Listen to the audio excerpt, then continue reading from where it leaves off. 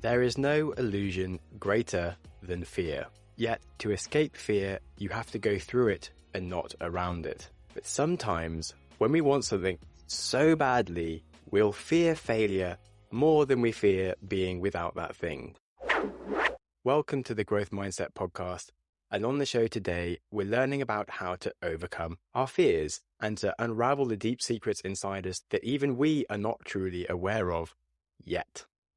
My guest today is Tracy Litt, who is seriously one of the most epic coaches I've spoken with. She's an absolute baller. Her book, Worthy Human, is great. It explains how you are both the problem and the solution to everything in life and really hits the nail on the head. That one totally gets a massive recommendation from me. And on the show, we break into the hard crap that just defines the human experience and how to get comfortable with being ourselves unashamedly. We'll learn how to deal with self-doubt, stop judging ourselves internally or judging ourselves through the eyes of others. The conversation was so great, it's hard to overstate how helpful Tracy was for me and for all the people that she talks to. I know you're going to get a lot of value out of the show, so get ready for some big insights. I've always been a happy person. I've always been a gatherer of people. I've always been the girl that all my friends come to for how to do life right. I've always been the person that's willing to tell you what you don't want to hear, but you know you need to hear. But the parts of the work that really changed for me was the belief in myself. I had lots of self-doubt. I had lots of, can I, who's going to, why would I do this? What if this doesn't happen? You know, that kind of real that I know we're all very familiar with, because it's very natural to have self-doubt and insecurity about, am I enough? Like my gut, my soul's telling me I'm really capable, but my mind is totally screwing me over. My mind was like, oh, hell no, I don't care what your gut says. This is a no. And it was giving me all that self-doubt to kind of keep me in a safe, locked position. So eradicating my self-doubt and really starting to take the new actions that I needed to believe in myself was a huge part of my growth. Releasing judgment was massive for me. I'll never forget, I was back in coaching school for adult learners. So it would be like live weekends and work throughout each week. So it was like this huge program. And I came back one weekend and I started a judgment journal because I was like, I really judge. Like I am love and light, you know, and I'm like happy. So there's no way I judge. I was supposed to keep this judgment journal for a week. I kept it for 2 days and was so nauseous over how much judgment I found. I was like, whoa.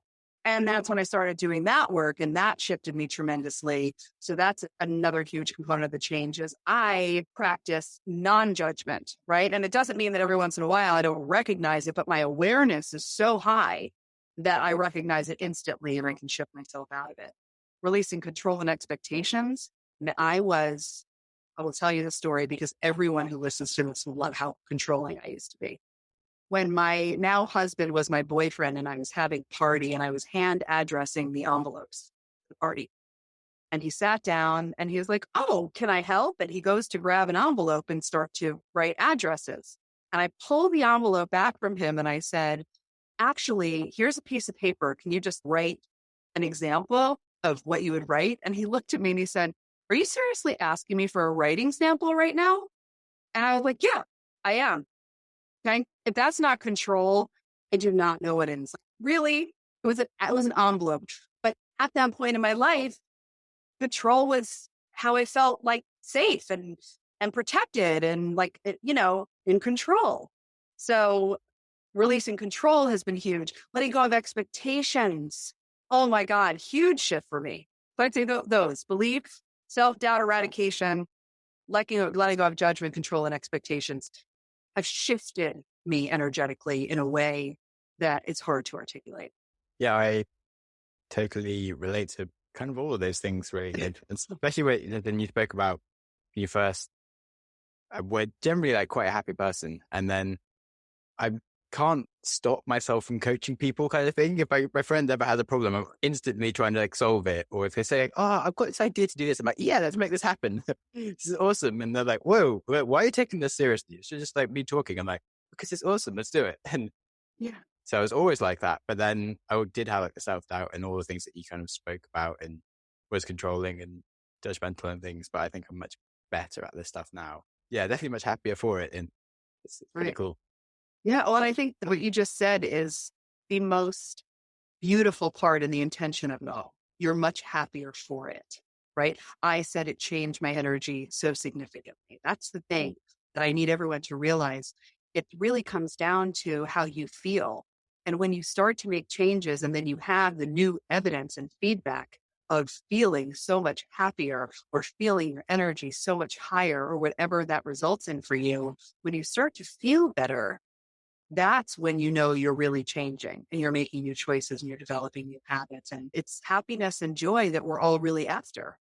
And the things that you and I are very beautifully owning, like, oh, yeah, that was totally me, releasing that stuff is non-negotiable if you're going to ultimately get to your highest levels of joy.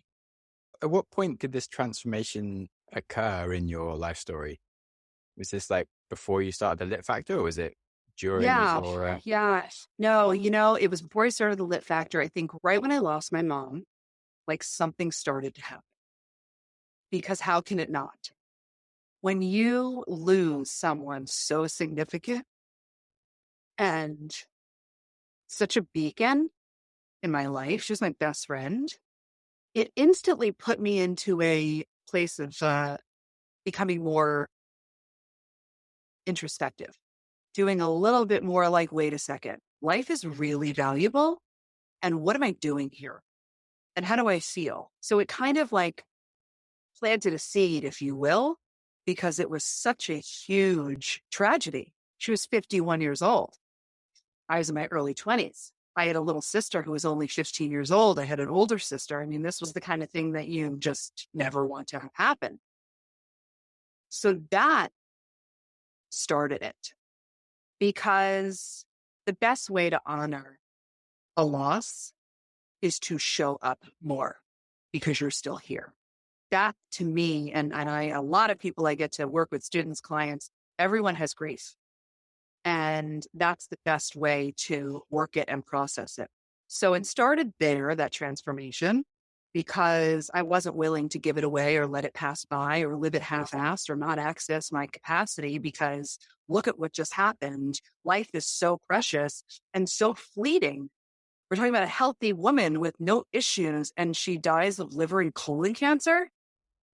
Towards the end of her life, she became a spiritual healer, started identifying some of her internal stuff that she started to believe made manifest in her illness, right? So I was like, whoa. So interestingly, and this is so beautiful, I have a lot of her old spiritual work. This was 1999-ish. And I look at some of the stuff I write and talk about, and then I'll just go sit and like look through some of her stuff. And it's like identical, like the words that we use. And it fills me up, like totally fills me up. So that started the transformation. And then those other things I mentioned, becoming a single mother, and that's not something you sign up for. You don't start a relationship for it to end with an infant. And having those kind of gut-wrenching moments and sacrifice I had to make and the commitments I had to make and the choices I had to make to create a life for she and I. Also, it's like everything started happening for me to go, whoa, that's interesting. What can I learn from that? How did I create this? What is this teaching me? And it was like a slow but certain snowball that kind of happened to where I was finally like, okay. And then I started getting interested and started reading and started growing. And that's when my soul was finally like, psst, you don't want to just stay in corporate America the rest of your life. Like, you've got something to do here. And then I listened to it.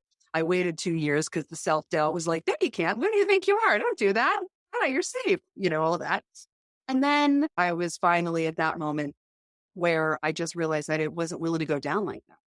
Like, I'm going for it because this is our one go. Wow. Cool. Yeah, it's pretty epic. Hope you're okay. I'm love it. Okay, cool.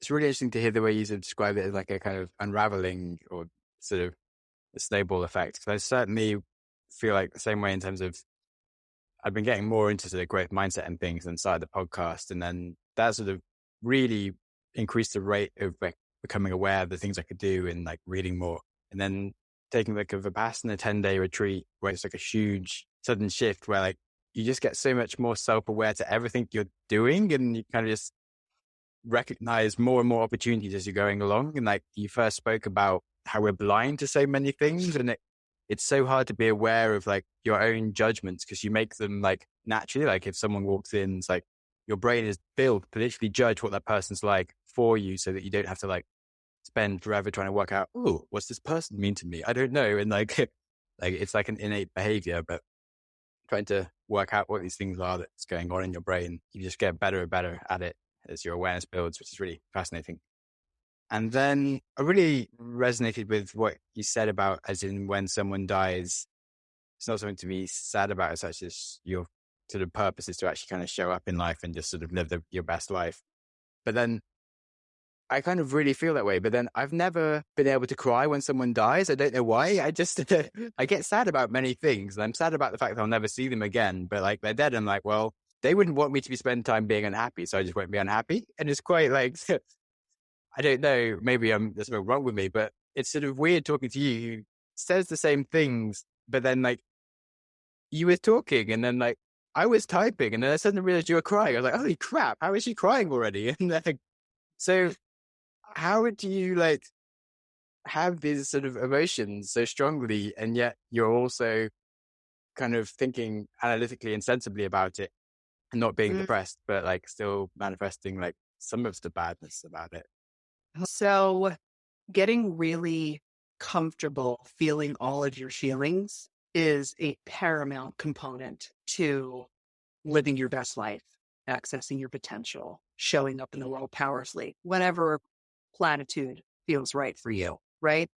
But ultimately, humans are created to emote. And one of the biggest blocks that I see in many of the people I get to serve is an aversion to emotional expression, right? Is a block around being able to let it flow freely, getting to the point where we're not in judgment of the emotion, right? That crying wasn't good or bad. It was simply, oh, my eyes are watering right now because I'm discussing a matter that hits my heart. And as I'm talking, I'm not going to refocus myself into the crying because I'm not judging the crying.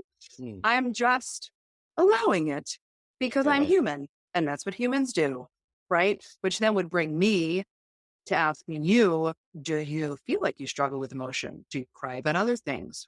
Was your environment when you grew up in regards to emotion? Yeah, I was always quite chilled out when I was younger. Never really got that concerned about things. I was pretty content by myself. And like I said, I didn't speak much. I had like verbal dyslexia and things. So I actually sort of was reading a lot more, but like not really speaking. I didn't have so many friends, but I wasn't really that bothered about it because I was good at entertaining myself when I was young. Yeah, I've never really been a big crier about things. And so I'm not sure if that's difficulty showing emotion or if I just don't get super sad about stuff as such. Well, you know what's interesting is crying and emotion doesn't always have to relate it just to being super sad, right? Yeah. I mean, I've cried for joy as well a bit, but I guess I don't do that as much as other people sometimes. I don't know. Well, yeah. What's interesting question. is don't even compare yourself. It's not like, oh, they do more, I do less. Yeah, I get lost on too many things and I'll start feeling a bit sad, but then I'm not all that sad. But then I'm like thinking also about why is everyone else so sad? And like my brain's doing like 5 other things and it doesn't need to be doing, rather than just focusing on like being in the moment of sadness or not. Yeah, you know what's interesting? And this is just coming up, so I'll share it.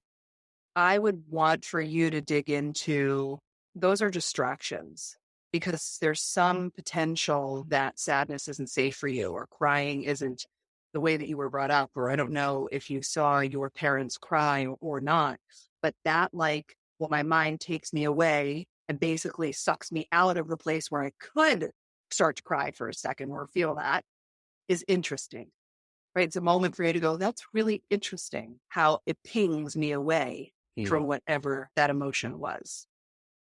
How about during sex? Yeah. Do you think that's another? Because I would definitely say this is another thing sometimes where like I'll be having sex, but then I'll think of a bunch of other things that aren't really related. And I'm like, why am I thinking about this thing? And I'll be like, well, how is this helping anything at all right now, Sam?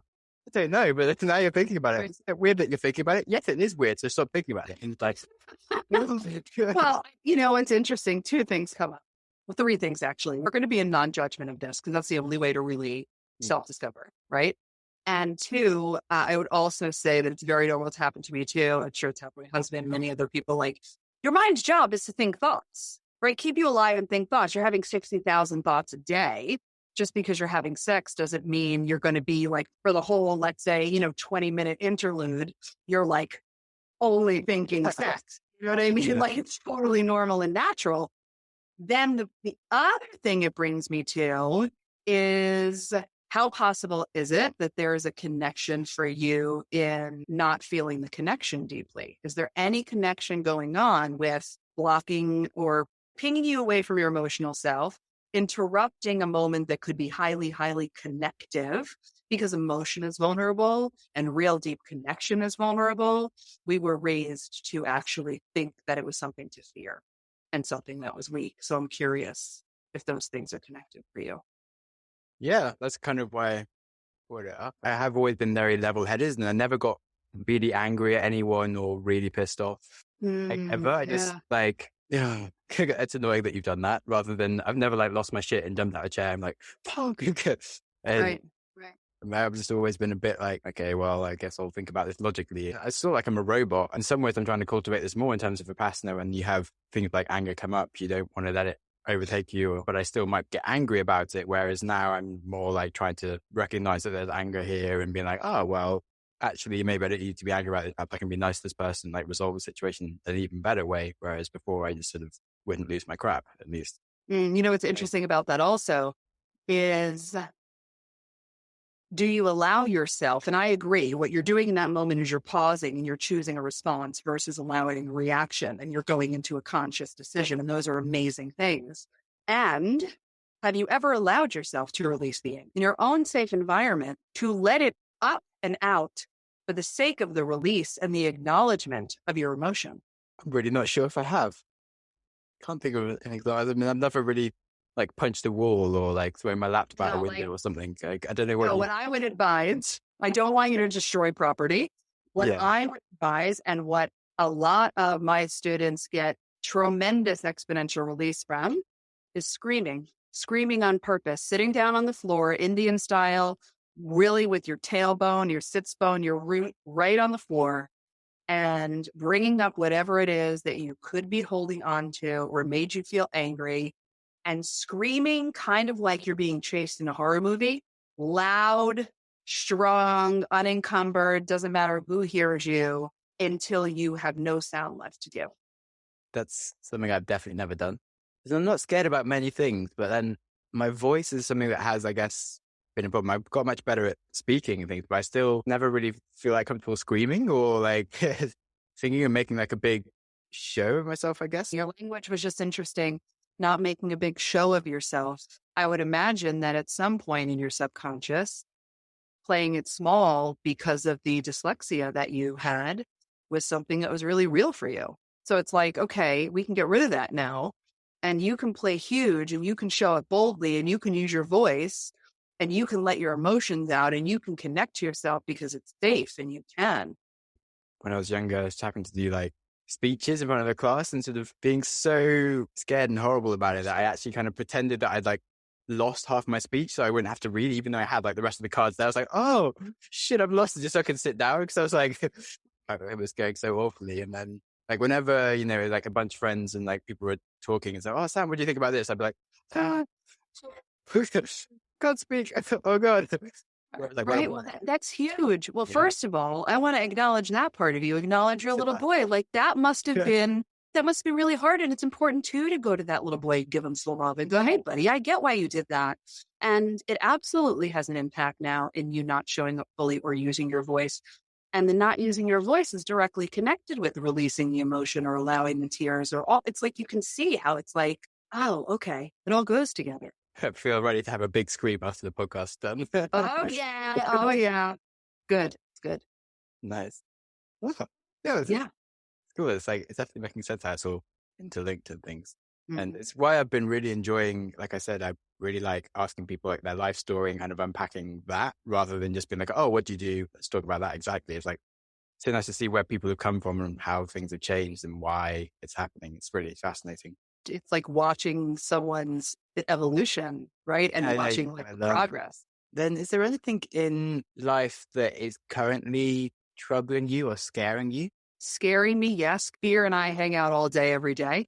And what I really mean by that is, in explaining a little bit about fear before, I'm growing, I'm expanding. I have a very, very strong intention to impact 1 million people, to really awaken and honor their worth and run their mind, right? To really, really do the work that you and I are starting to speak of.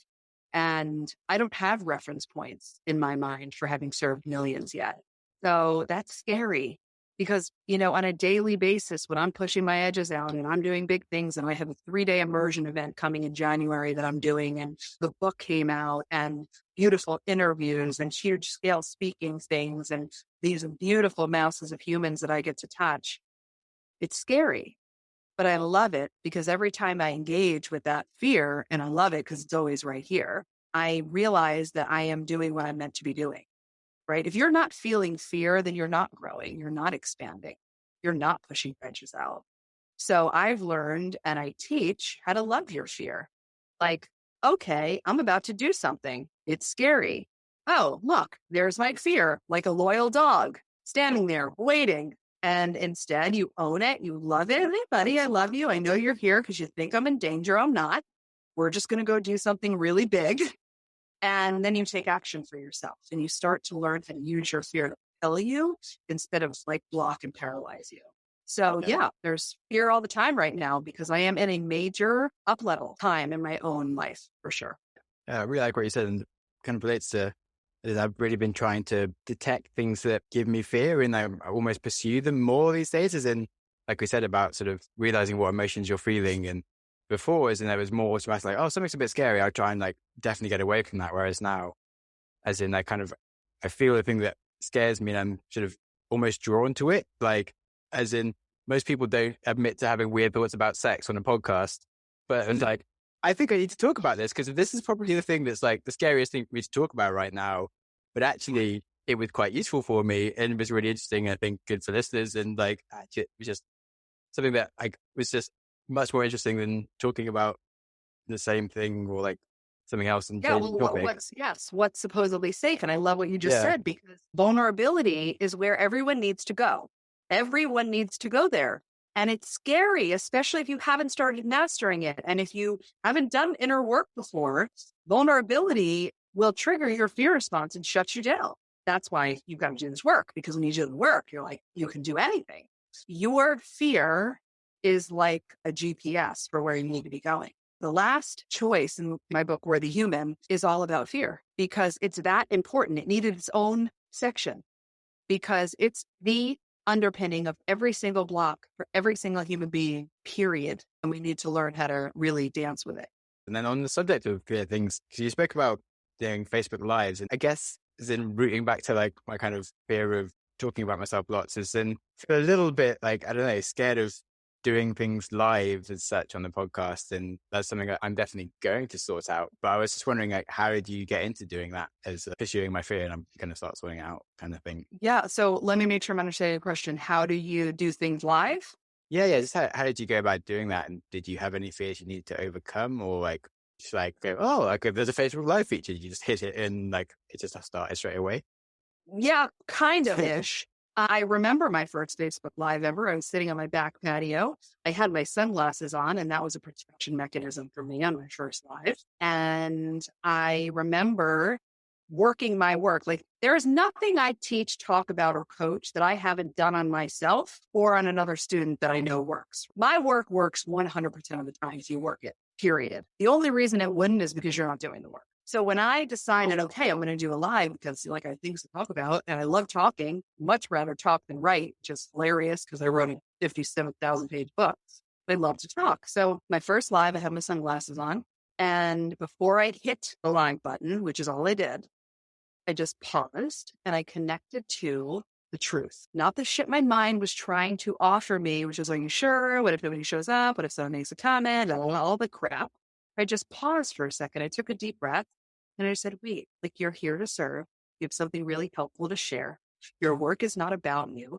It's about everyone else. Press the live and have some fun. That is an example of what thinking on purpose actually feels like. Thinking on purpose means think the thoughts you need to think, to feel the feelings you need to feel, to do the thing you want to do. And that's what I did. And it was super fun. And anytime you do something and you create new reference points for yourself, it then becomes easier and easier every time you do it.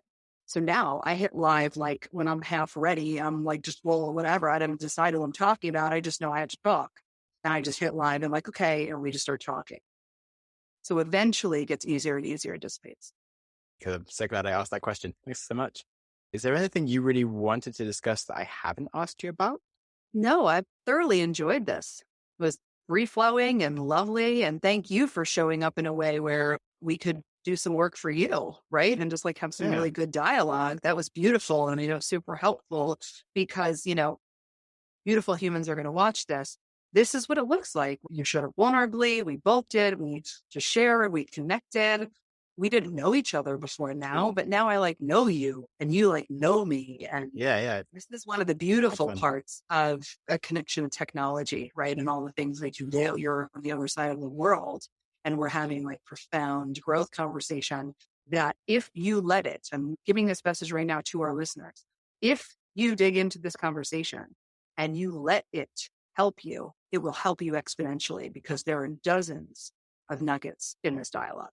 Definitely enjoyed making lots of notes. It's been super handy for me. And yeah, I think it'd be really useful for everyone else. And hopefully you learned something. One thing actually I just relate to is I think we're both really good at coaching other people. And then something I have found, unless I'm doing something specific that I'm reaching out for a coach for about, I sometimes do feel like I don't get so much sort of coaching and help. Do you feel like because you're always so strong in helping others that people think that you never need any help? I'm not sure what people think, but I can tell you all what the truth is. I always have a coach. Always. It's like I will sooner stop doing pedicures and manicures before I give up a coach because having a coach is what enables you to continue to expand and find your blind spots and really go there and be called on your shit and be pushed to the next level. I wholeheartedly believe in the coaching industry. It is progressive. It is healing. It is expansive.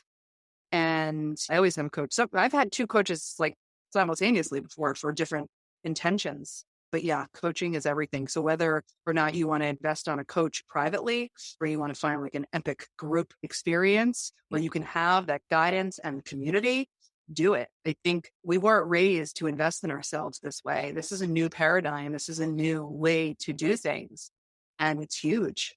It's something that I really, really hope the masses start to understand that it's not about investing in a new handbag or a new sporting event or whatever. Those things are lovely. But what we're here to do as human and spiritual beings is heal, grow, and expand. And you cannot do that alone. Even listen, my book is amazing. It will help you. There are work sections. You can use it like a journal. But even beyond this, you have to get help. Someone else and talk to each other about it a minimum. Yeah, make a book club or, I do live programs, invest in yourself. You know what I'm saying? The personal growth world is huge. If I don't resonate with you, find someone who does. Because there's so many magnificent people that wake up every day to serve. How did you go about finding your coaches? Do you try and get different coaches every few months? What's the process there? It really depends on what I need, but I'm the strongest believer in a mindset coach. So I also believe when you need something and you put it out in the universe, it's going to come to you. And that's how I found the coach that I work with now. It was she just ended up on my Facebook somehow, and I started following her and hanging out and sent her an email. It's yeah, I dig you. I know you're what I need right now. So let's do this. And the other coach that I was working with wanted to work on my spirituality a little bit. So that was more intended, right? In a certain direction or outcome. Or, a couple of years ago, I had a straight business strategy. You know what I'm saying? It just depends on what it is you need. And do you want to learn? Do you want to be taught something? You're saying you're at a course right now. Do you want to just be direct taught? Or are you looking to be coached? And whatever it is, it's available because everything is available to you as a mindset coach as well. Mindset is everything. So if you are going to choose a coach, find a mindset coach who knows what they're doing because you will change. So that's why I started the podcast, is in terms of wanting to serve and help people. Is the podcast all about mindsets and being able to teach people to think better and influence their mindsets. Huge thanks to Tracy for coming on the show, sharing so much love and wisdom and how to deal with all the silly thoughts that we have in our heads and how to become a lot braver and unashamedly ourselves.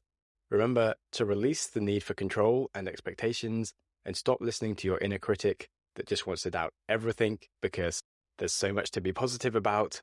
And on that, life is to be enjoyed. That starts today. Enjoyment is not like some future goal to reach for. It is a goal right now. So be nice to yourself. And whilst you're at it, be kind to someone else too.